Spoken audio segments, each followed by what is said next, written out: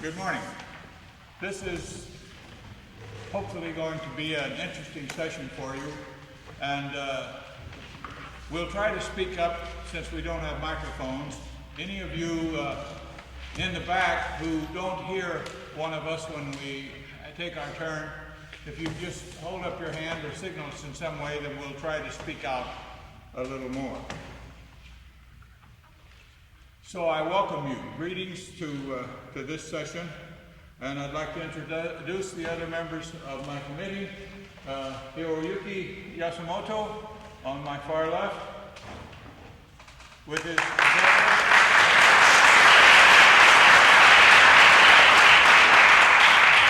Now I know most of these people don't need an introduction to you, but I think we need to get them going anyway. Dr. Earle Louder, a legend.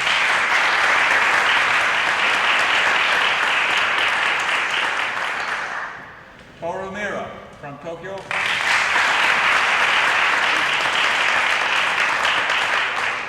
Brian Bowman on my far right.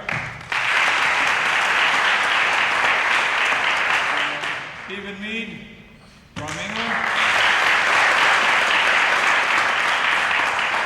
And of course, Winston Morris from Tennessee Tech.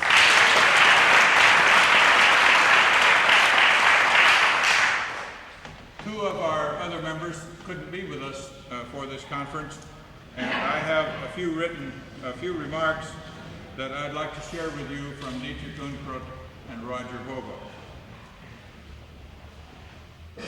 When educators ask me for the prerequisites of a young person to study the tuba or euphonium, I tell them that the first prerequisite is to select someone who has leadership ability. And I think you can see the importance of that.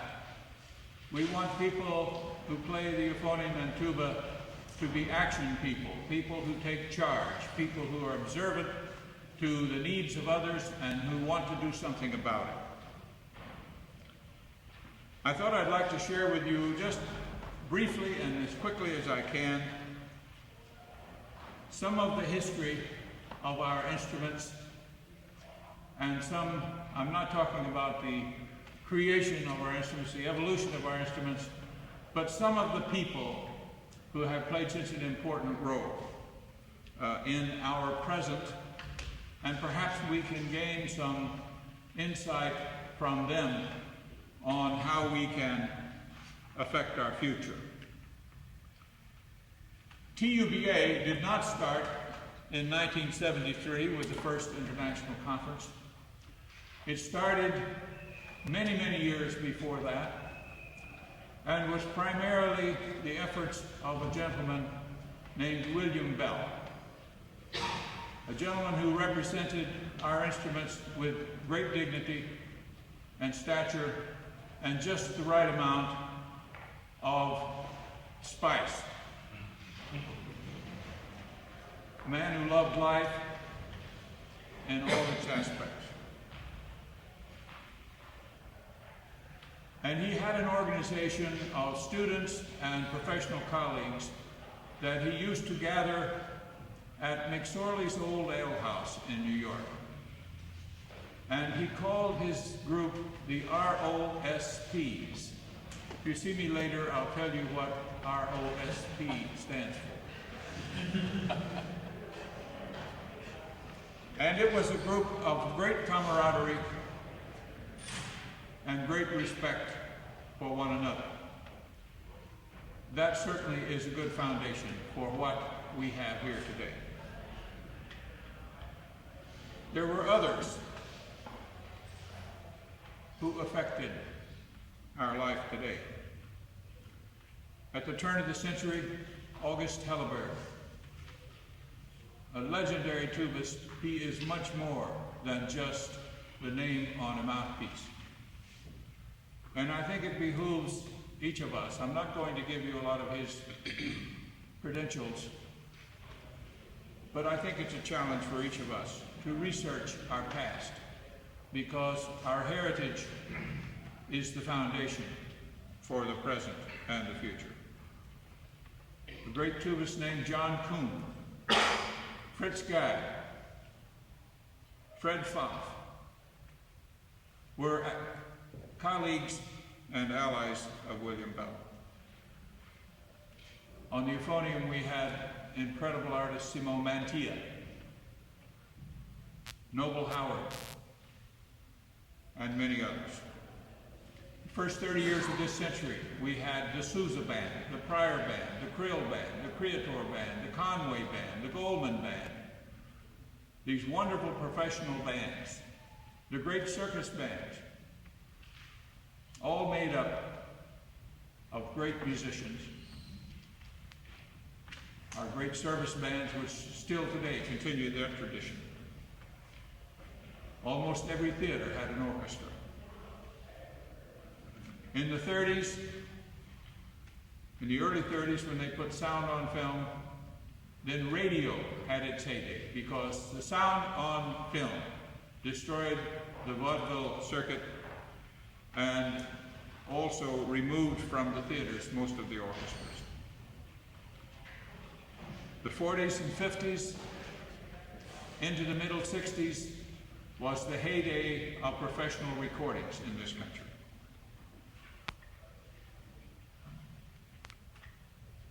Starting in 1948 up until the mid-60s, it was a great time for musicians on television. We had the Voice of Firestone Orchestra, the Bell Telephone Hour Orchestra, Band of America, and the Longines Whitnauer Orchestra, many other wonderful orchestras that no longer exist. In the early 1940s, a young tubist came along who changed forever the role of the orchestral tubist. And I speak, of course, of Arnold Jacobs. I'm sorry Arnold isn't here with us for this conference. His health is not good. Perhaps the greatest teacher of brass instruments ever, and certainly an orchestral tubist that set a new standard. Today's explosion of great young orchestral players, I think, can be credited to the artistry of William Bell and Arnold Jacobs most specifically. In the mid-1950s, the New York Brass Quintet started a revolution in chamber music. For several years, it was the only professional brass quintet in the United States, in the world for that matter. Shortly after the New York Brass Quintet visit to England in the early 1960s, Philip Jones started his quintet and ensemble. Teaching positions in the United States, and I think around the world, have exploded. Quick figure, in 1960, at this school, the University of Kentucky, we had the first full-time professor of tuba. The only full-time professor of tuba in the United States was here at the University of Kentucky, Rex Connor. Rex, are you here today? I've seen he and his wife around, and he is walking history. Today there are over 90 full-time positions for tuba and euphonium on the faculties of our great schools of music. The literature for our instruments has grown at an unprecedented rate. I don't think any instrument, including the grand violin or the glorious flute, have had such an explosion of literature, solo literature, chamber music literature for their instruments. And many people have played a part in that. The role of TUBA is very well demonstrated and illustrated by this conference. But there are still many concerns. There's still much building to do. One of the areas we have let down, and this is not criticism, it's observation, is reaching and building a public audience. A friend of mine years ago said, you know, without an audience, you don't have a concert. You have a rehearsal. We've had some incredible performances here during this conference.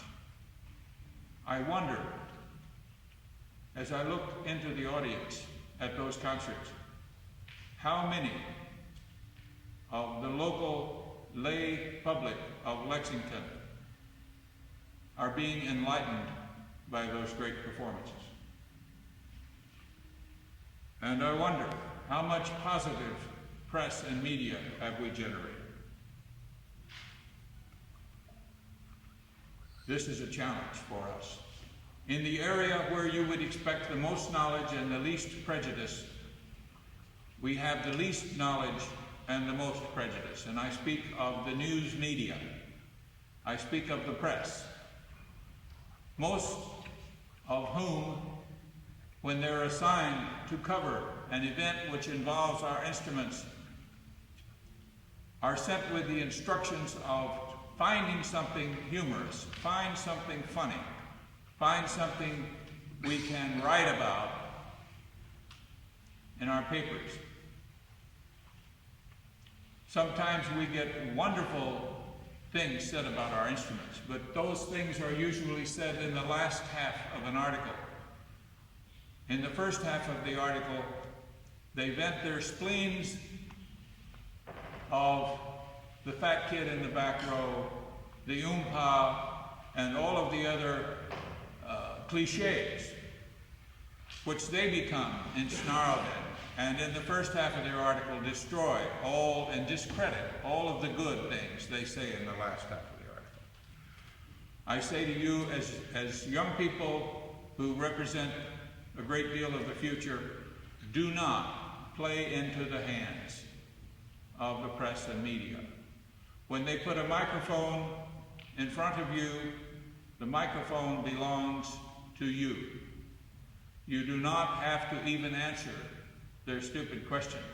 You can make a statement, a positive statement about your instrument and about your life in music and about your dedication. And then when you're through, you can say, oh yes, to answer your question. And they'll stop asking dumb questions.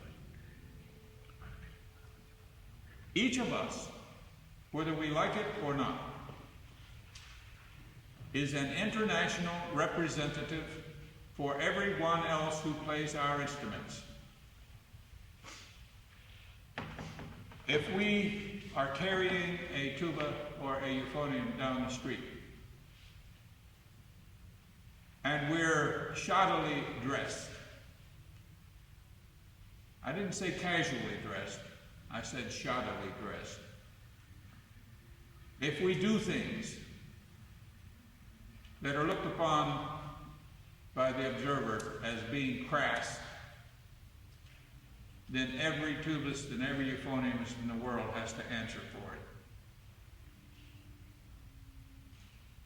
it. It's important that we conduct ourselves with pride and with dignity at all times.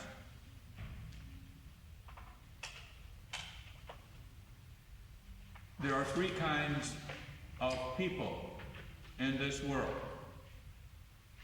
There are those who make things happen, those who watch things happen, and those who go around scratching their head and say, what happened?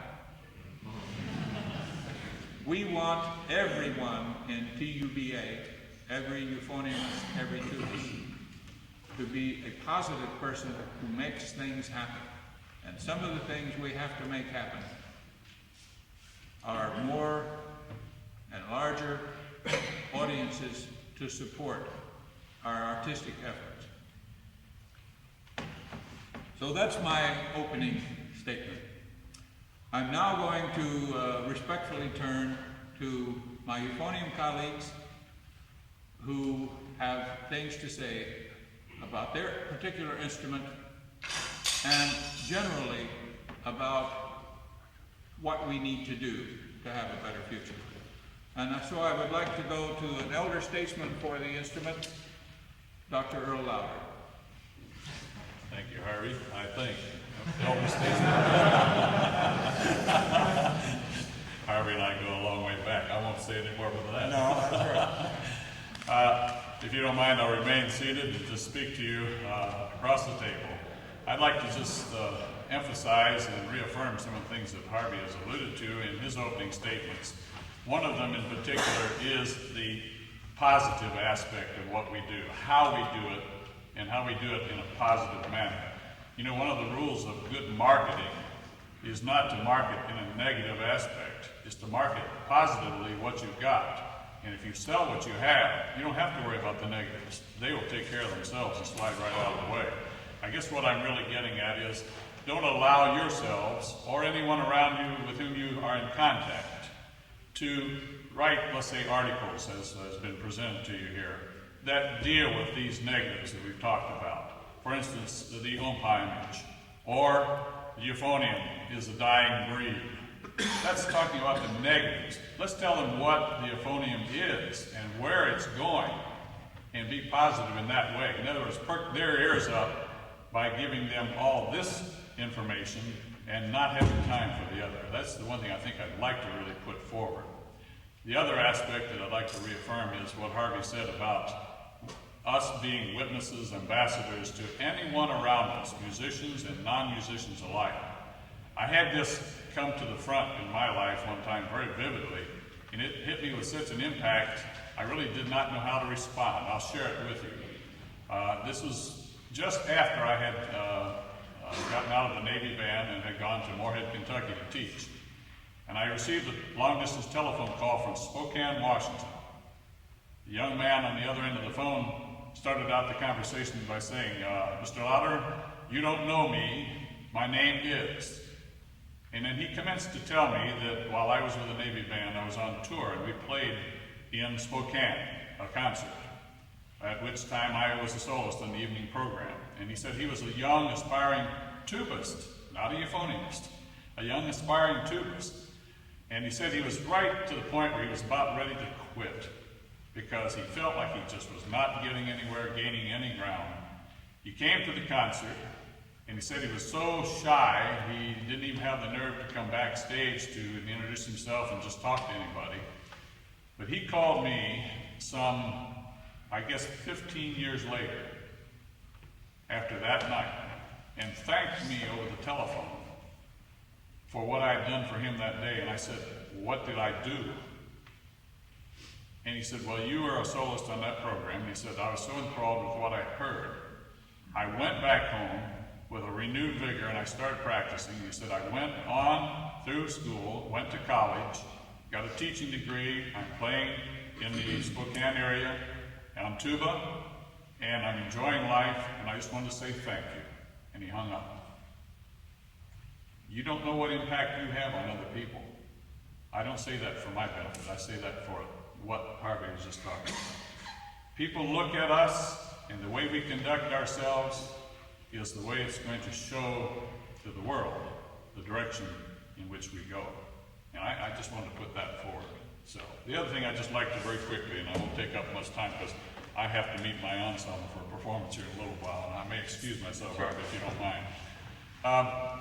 I teach at the university, and in the university setting, as many of you do also. I'd like to encourage you all who do to consider doing one thing. We've talked as a panel, and I won't steal any of Toru's thunder here, but I just want to, before I leave, to share something with you that I feel very strongly about. And that is that the young people that are coming out of our universities today as composers, theorists, that are going to be the people down the years here that are going to be writing, some of them very fine, some of them very professional, that are not receiving in the euphonium area the information as to what a euphonium can do musically, what type of parts they have. And I would encourage you, as I have been doing, get involved with your curriculum people and talk about the composition classes, the arranging classes. How do you use the euphonium? I am sorry to say that I judge a lot of band contests around the state and around the region, and I listen to what the euphonium parts are have been written for these instruments. And I'm hearing them relegated every day to harmonic and rhythmic fill, and not really expanding upon what you have heard here in these couple of days. You've heard some tremendous performances, some tremendous musicians sharing with you openly what they think and what they can show you that the instrument is capable. And I encourage you all to become involved, those of you especially who are out there in this teaching field. Get in there and show them what they can teach their students to do in the composition area. That's a positive step, I think, Harvey. Very good, Earl. Thank you very much.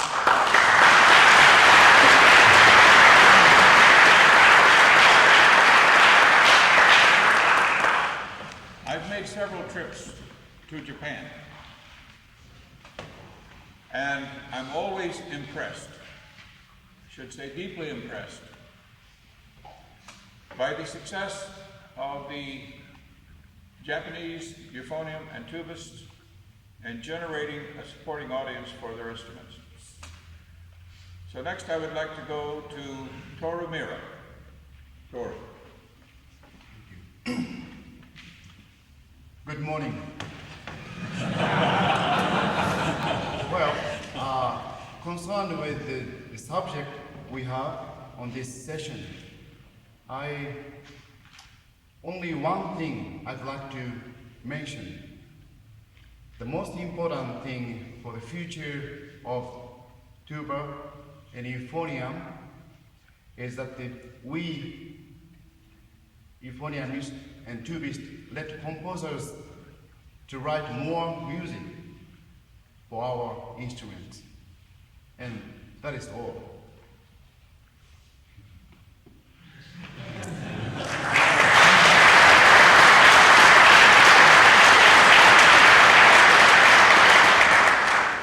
Stay with our euphonium panelists, and we'll go now to Stephen Mead, who comes from England, where the euphonium is, in my view and what I observe, a reigning king of brass instruments. Stephen. Thank you, Harvey. Good morning, everyone. Thank you, Toru. I feel the comments that I can make this morning, which I hope will be relevant, will just give a purely British perspective on this. I was intrigued to hear Harvey's opening comments, because whilst I am fairly familiar with the tradition of American euphonium players, certainly the performance opportunities that these players have enjoyed, I'm quite staggered to hear the number of bands, and also obviously deeply disturbed about perhaps the lack of performance opportunities in the same sphere that exists today. A very different situation does occur in the United Kingdom, where the euphonium has been, really since about 1880, the main, with the cornet, the main solo instrument in the brass band.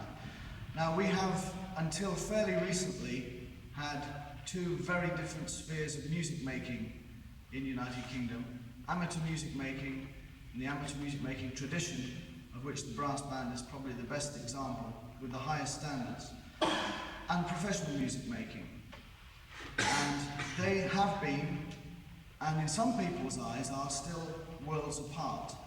That puts the euphoniumist in a very difficult position, and has meant that a lot of euphoniumists simply have not had any sort of professional training, or have had the background knowledge with which to equip themselves with nowadays, because we are in a very different situation.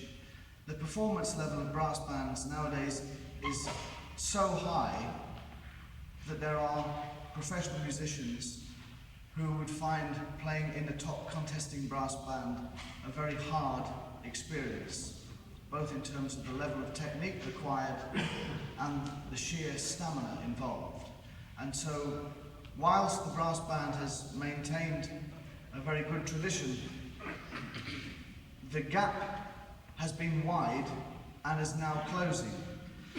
I tell you what particularly interests me as a teacher, and I spend virtually all my time when I'm in England, and some of my students I have to remind them who I am when I get home. I'm away so much, odd weeks of the year.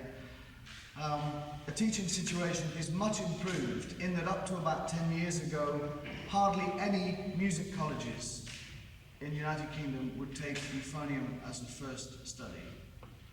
In fact, when I left my grammar school in about 1981, I applied to go to the Royal Academy as a student.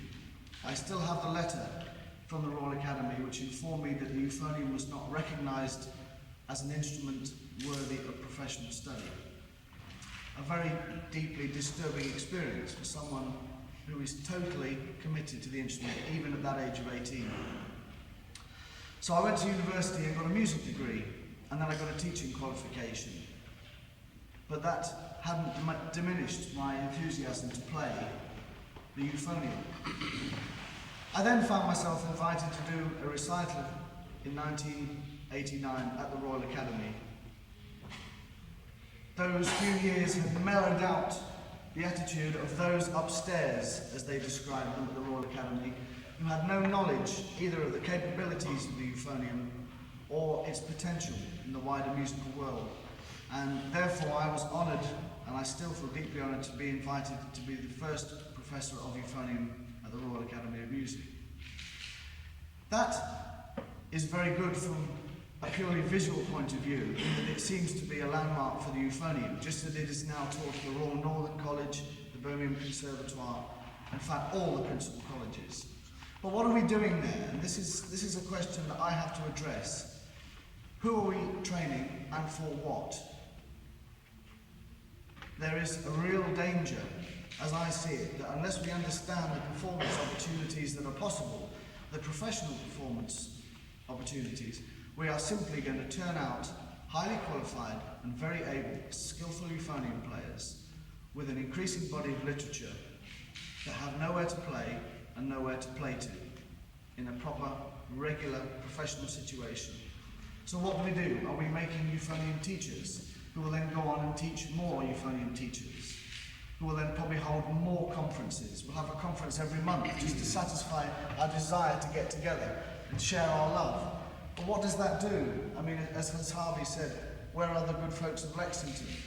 Now, even if no one from outside was here, this conference has been good for us because we fire ourselves up with new ideas to go away and replenish our supply of energy and ideas. But I think what we have to do, given now that in England the performance opportunities are increasing, particularly as we now have professional tuba euphonium ensembles and quartets. Of course the military bands do exist, but I must be honest with you and say that the performance standard is pitifully low compared to what is possible and what should be possible. There is far too much bureaucracy and red tape, not enough demanding of high standards. And so the idea of going into a military band in England is certainly not the attraction that it would be here for the ambitious professional player. And that is on the record, and I would say that to anyone in England, and do. I'm also aware, the point has been made by Toru, that we need to talk with composers, because the way forward is to have music written for us. And if you find a composer that has written a piece of free euphonium, for example, that he is proud of, you can be sure that that composer will be the best proposer of that piece of music and will organise concerts and make sure that performances happen, then you could believe. I learned that in the short time that I spent working in close proximity with Joseph Horowitz when I performed his euphonium concerto in Washington, D.C. If you can play the composer's music the way that they would like it, and probably sometimes even better, they will love you forever, and they will write music for you. What we have to do is to be organised, and we have to find money for commissions, which means we have to get off our backsides and find it. Nobody phones you up and says, I would like to give you £2,000 to make a commission. You have to do it. You have to talk to composers, you have to win their trust.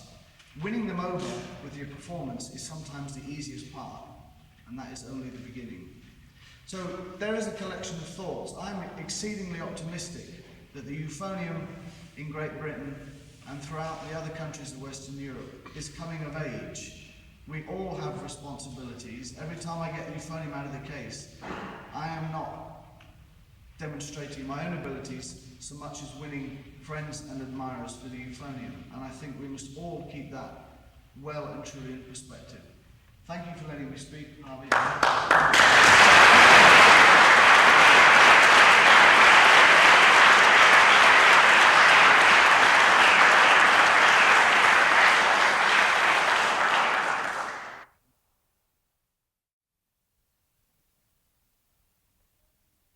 I'm going to ask Brian Bowman if he would close out the comments of our euphonium panelists, and then we'll get on to our tuba panelists and to our two panelists who could not be with us this morning.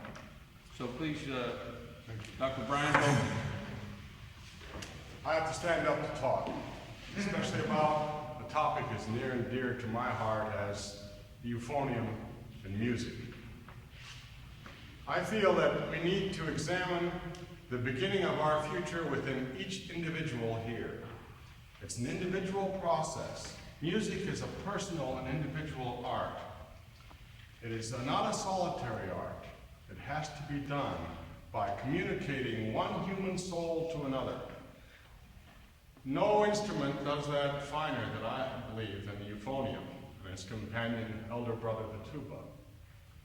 We have to start looking at our lives as concentric circles. Too often we stay in the first circle. That is the euphonium world. We play for each other, we play the euphonium literature, we play within the euphonium sphere. Do we know where we fit within the second circle, professionally or musically, which would be perhaps the brass family? How many euphoniums are used in brass ensembles? How often is the euphonium excluded from a brass conference? I'll never forget the International Brass Congress in Indiana, which was a tremendous conference. We came to the final concert. Toru Miura and I staged a walkout because in the final brass ensemble they forgot to write a part for the euphonium. We had quite a significant walkout at that point. How does the euphonium and how do you personally fit within that circle? Let's go beyond that. The whole wind instrument era, the whole world of wind instruments. Do we fit into that era? What is happening with the wind ensemble, with the band? What is happening within chamber music with other instruments? What is being done? How familiar are we with that concept of what we need to do within that area? Let's go beyond that, within the musical world as a whole, as Stephen Mead so eloquently put. Euphonium is not considered a musical instrument. It's not considered in many areas, perhaps. Why is it not, and what can we do to completely change that atmosphere? That is a personal responsibility of every person present. Let's go beyond that. How do we fit into our culture as a whole? How do we fit into society?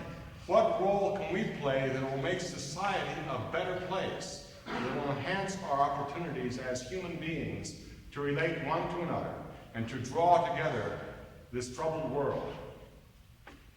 These may sound like fairly elevated topics, but they are things that we have to consider.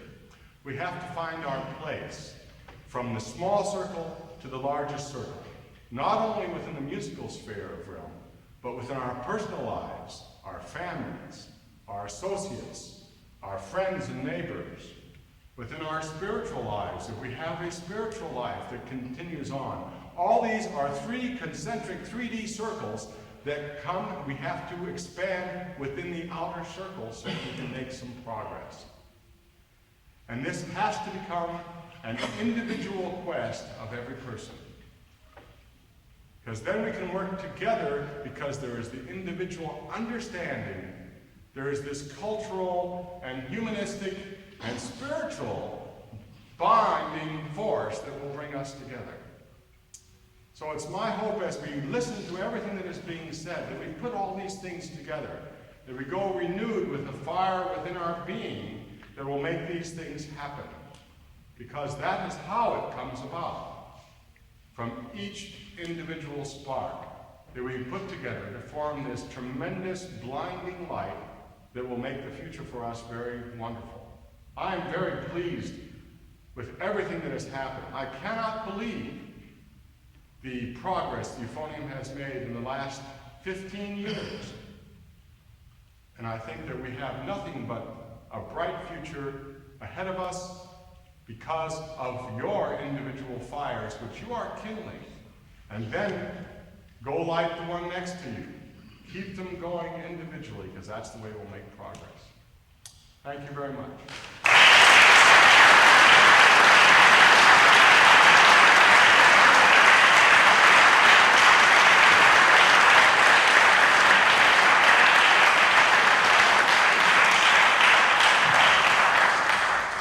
Thank you, Brian. Now I'd like to go to my friend Hiroyuki Yasumoto from Japan, from Tokyo.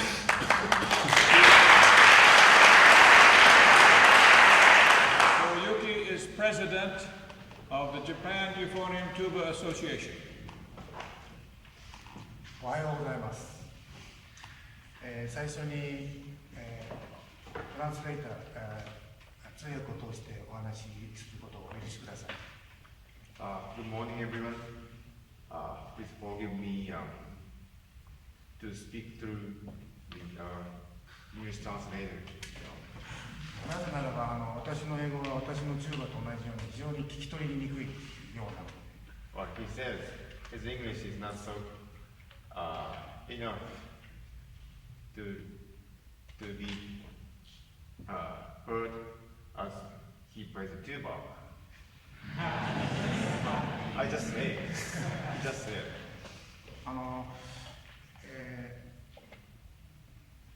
私は今回、日本の学生、十数名と一緒にこのカンファレンスに参加させていただきまして大変、感謝しております。I'm very happy to be here, and I also it was a great occasion for me to take my students, 15 students to the United States. 今回演奏させていただく曲はほとんど日本の、作曲家の作品がほとんど占めております。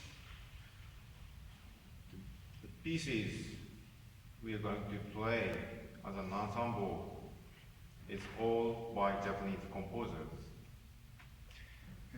今私は何をやらなくてはいけないかなと時々考えるんですけども、それはなるべく多くの作品を、私は日本人ですから日本人の作曲家とコンタクトが多いわけで、できるだけ多くの作品をこのように、ユーフォニアムチューバの作品をこのように生み出したいと。そしてそれをたくさん発表して、アメリカの方もヨーロッパの方も他のアジアの方にもそれを聞かせることによって、我々の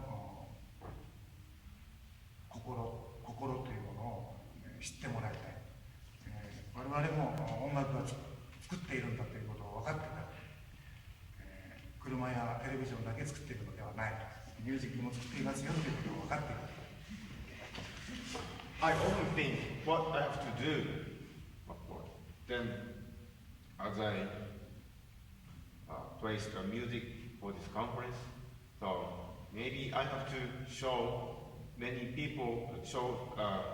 of Japanese pieces for tuba or euphonium to many people. Then maybe we try you to understand that we Japanese makes not only cars and electricity, but music also. それともう一つ私は今この頃考えていることなんですけども、私たちの周りのアジアにはまだ情報が行き渡ってない国々が非常に多いわけです。で、私は中国に今毎年2週間ぐらい教えに行ってるんですけども、そこで特に中国の場合は非常に資料、楽譜、楽器のような資料がとても少ない。できたら、この TUBA の中にこのような、情報が行き渡っていないところに提供するような何か分野を作れないかなと思っております。Also, I sometimes think that I sometimes go to China to teach tuba, then thinking what I can do for such people who don't have enough information for tuba or euphonium. Then, so maybe I'd like to, I hope to make some kind of division to give some information to such country which doesn't have much or enough information about euphonium and tuba. さっきハービー・フィリップさんがおっしゃったように、私もTUBA のメンバーの中では積極的なメンバーになりたいと思ってますので、しばらくはこの2つのこと、日本人の作曲家の作品をできるだけたくさん生み出すということと、周りのアジアの人たちに我々に情報をたくさん流すということに努力したいと思っております。Now, I always want to be a positive member of TUBA, so probably I am going to work on these 2 points: the Japanese composers, the music, and maybe giving some information for the country who doesn't have enough information, such as other Asian countries. Thank you.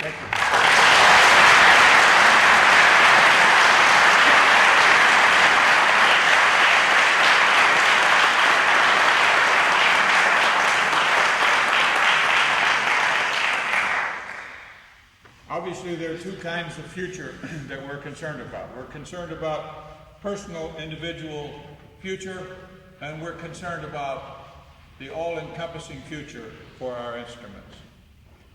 And I think intricately wound in our individual future is that we all desire to have a life in music. Not every euphonium student will turn into a Toru Miura or an Earle Louder or Brian Bowman or Stephen Mead. Not every tubist will turn into an Arnold Jacobs or to a Gene Pokorny or a Warren Deck. But you can have a life in music. Visit the exhibits. Observe all the people who have a life in music, though it's not in performance or in teaching. We need more people to be concerned about the quality of the music we play, about the quality of the instruments we play. And we're blessed by having businessmen, by having musician colleagues who take these responsibilities to heart. I'm going to use my friend Dan Parentoni as one of the most sterling examples. An outstanding performer, an outstanding teacher,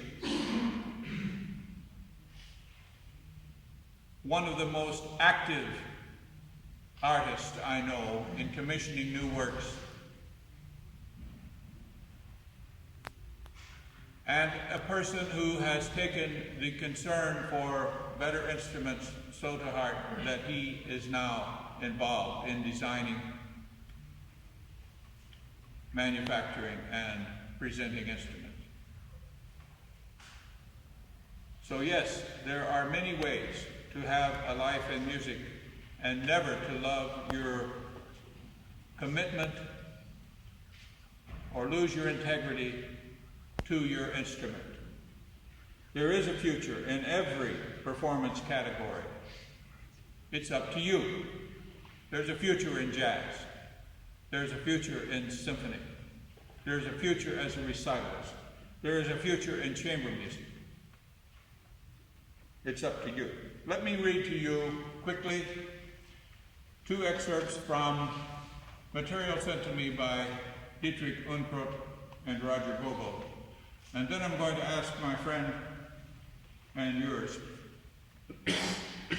gentlemen that I have perhaps more respect for than anyone involved with our instruments. And I speak, of course, of Winston Morris. Let me share with you Dietrich Unkrut's. Unfortunately, this is from Dietrich. Unfortunately, the path between seriousness and slapstick is very narrow. And this is our handicap. When a pianist hits a wrong key with one finger, nothing much happens. He has, after all, 9 additional fingers. But with our instruments, this would already signal a medium catastrophe. Therefore, I say, let's exercise utmost sensibility and care in our preparations. Be critical in the selection of solo pieces and literature in general. It is better not to play the one or the other piece if it's bad. And we must practice, practice, and practice again. We tuba and euphonium players haven't quite made it to the top. In Germany, for example, the euphonium is still a second instrument only for the trombone player. And in contract negotiations, there is still a difference between the solo trombone and the solo tuba. This is anarchy. Nobody knows why it is still handled that way. But if we want to put an end to the old hierarchy of solo instruments, we must again and again start in our own backyard. There is no lack of opportunity for solo performance. And the literature also keeps growing more and more. Master classes for tuba and euphonium are offered worldwide and are well attended by performers. The international instrumental competitions for tuba and euphonium demand superior playing from young musicians. For half the world, the big chance for information and participation has only just started. We are going to get bigger and better. From Dietrich. From Roger Bobo. This is an excerpt. It's very clear to me that the future of all acoustical instruments will include electronics. The media is here and will never go away, any more than the 4th valve went away, than the 5th valve did, then the C tuba did, or the F tuba. The tide is to welcome electronics and use them well. It is our gift. But there's something more important. Electronics also requires creativity. We tubists and euphoniumists will be required to realize our musical thoughts,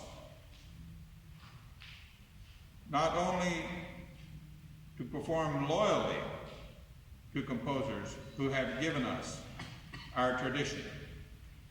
If these thoughts seem scary to our students, we can help them. We needn't give up any of our tradition of our past. as we move forward, but we must move forward. We must have the courage to dream, to experiment, and to be unique. From Roger Bobo. Well, as I said, we've had some deep thoughts for reflection given to us here, and I think the best person to summarize that and to interject his own considerations is Dr. Winston Morris. Please welcome Dr.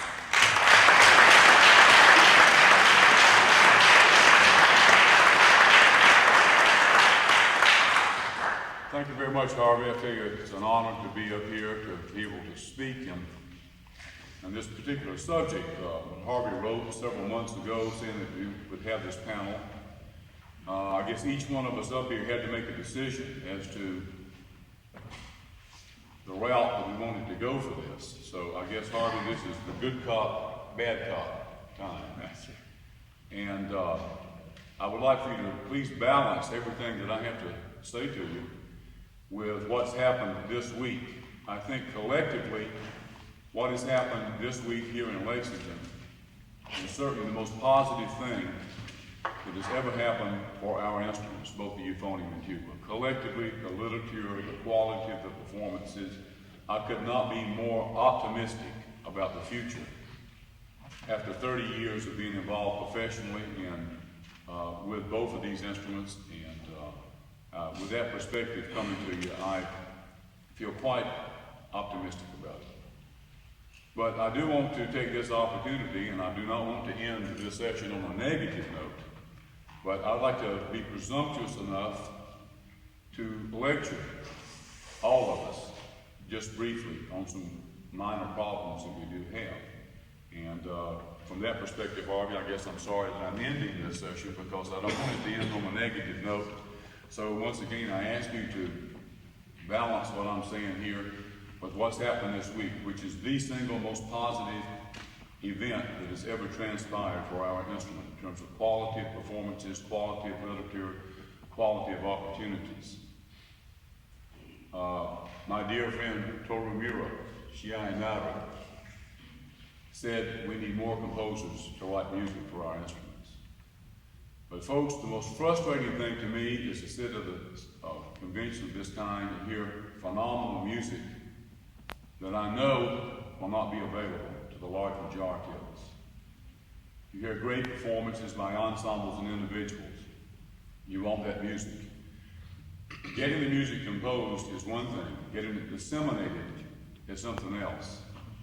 And due to my work with literature over the past 30 years and trying to document that, I can tell you that it's sometimes a very bleak picture because I deal with publishers and manufacturers, recording manufacturers and publishers of music quite a bit.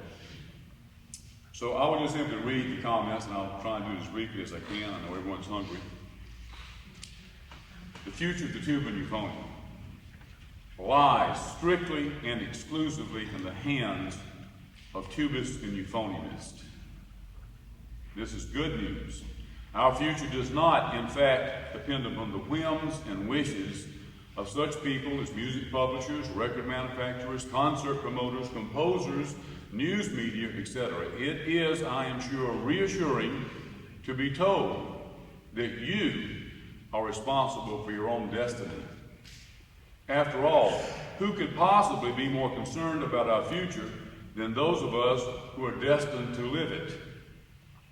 Of course, this means that if the future of the tuba and the euphonium is something less than we would wish, then we only have ourselves to blame. Frankly, this concerns me quite a bit because if, in fact, the future lies in our hands, then perhaps this is not such good news after all. As I survey the status of our instruments after 30 years of concentrated professional activity, I am encouraged to be able to recognize many positive advances that we have made. The literature available to us has increased in both quantity and quality by a factor of probably 10 or more. The quality, variety, and consistency of our equipment has made major strides. The availability of solo recordings for our instruments has grown from less than a half dozen 30 years ago to dozens today. Public performances and public awareness of the musical expressiveness of the euphonium and tuba have certainly been enhanced by the numerous performances we produce every year. The general level of standards being pursued internationally by our students is nothing less than phenomenal. So what is this negative sound that I told? As good as everything I have just said sounds, the fact is that it could be better. And we should not settle for anything less than the best it could be. We are the ones responsible for numerous unpublished compositions for our instruments. We are the ones responsible for many tuba and euphonium recordings not being produced. We are the ones responsible for more euphonium and tuba artists not being engaged for solo appearances and clinic sessions. I am not throwing stones at my colleagues and our students. We are all guilty, to one extent or another, for not supporting our own best interests. A guest tuba euphonium artist appears in a nearby town, perhaps in our own town, as a soloist, as a clinician, in a quintet, in an ensemble of some kind. How many of us make the effort to attend the performance or the clinic? Generally speaking, we do not support each other to the extent that we should. We don't support our own colleagues. How can we expect the general public or other musicians to take us seriously? A new recording is released. How many of us actually buy a copy, and how many of us run to the nearest tape recorder and make an illegal copy? A new publication is released of a really good solo for our instrument. Someone probably commissioned it. It is probably dedicated to someone who inspired the composer to write the work in the first place. The composer spent a lot of time and talent working on this piece. The publisher spent a lot of money to have the work engraved, printed, distributed. For all the efforts of the publisher and the composer, the reward is for every copy sold, there are probably 5 or more copied on the nearest copy machine. Result: sales of published tuba and euphonium literature is probably 20% of what it should be and what it could be. Result: publishers are receptive to actually publishing less than half the literature composed for our instruments. The resultant impact upon potential compositions, potential publications, potential performances, potential opportunities is enormous. We are all guilty of this. Everyone on the panel, every one of you, I promise you, if we go to your library, we will find Xerox copies of music. Every one of us. We will find tape recordings of pieces of records that we should have purchased. We all have a responsibility to do everything we can to turn this around. Not just for the publishers who are interested in publishing our literature, but to help ensure the future of our species. Is it possible that we have found the enemy, and the enemy is us?